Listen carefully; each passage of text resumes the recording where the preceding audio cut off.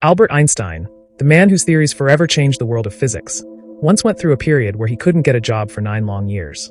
In fact, among all his classmates, he was the only one left unemployed after graduation.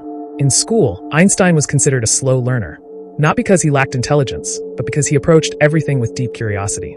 While others memorized lessons, he tried to understand the core concepts, often falling behind in the academic race.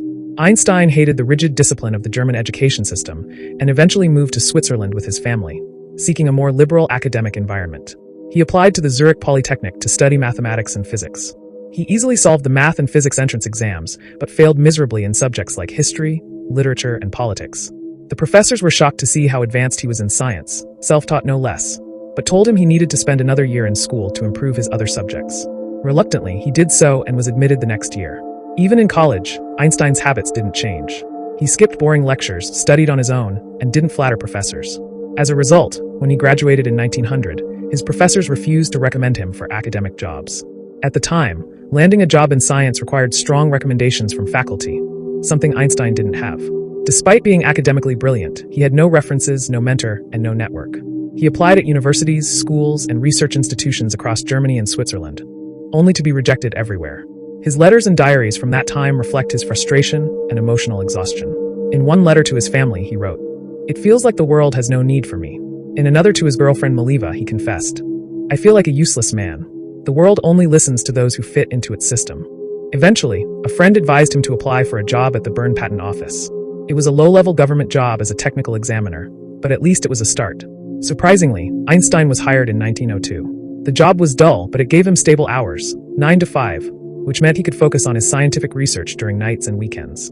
In 1905, while still working at the patent office, Einstein published 4 groundbreaking papers that would transform modern physics: on special relativity, the photoelectric effect, Brownian motion, and the famous equation E equals mc squared. His rise in the scientific world began from there, and eventually he became a professor in Zurich in 1909. He moved to the United States in 1932, just before Hitler took power in Germany, and joined Princeton University.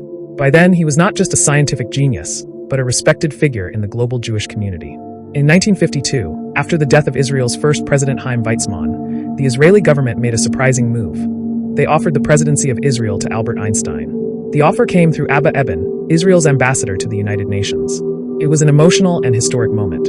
However, Einstein humbly declined. In his response, he wrote, "I am deeply moved by the offer, but also saddened and ashamed that I cannot accept it.